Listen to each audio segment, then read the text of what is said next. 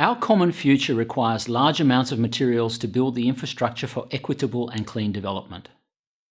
But much of the pollution and damage that is caused by today's supply chains is a result of sourcing materials from unsustainable production systems, and then sending waste products that contain the materials away when they reach the end of life.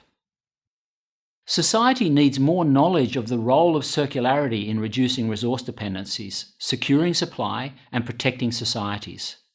Sending our waste away to where it likely causes problems does not achieve this.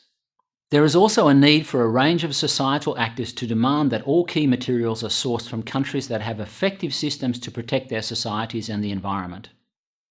Some of the stakeholders that need to be involved are companies working on their supply chains, policymakers, and concerned consumers. We may have to reconsider our role as consumers and citizens as part of a society that demands new ways of production. But it is clear that there are no simple solutions. For one thing, it seems these approaches may not result in raw materials that are the cheapest in the short term.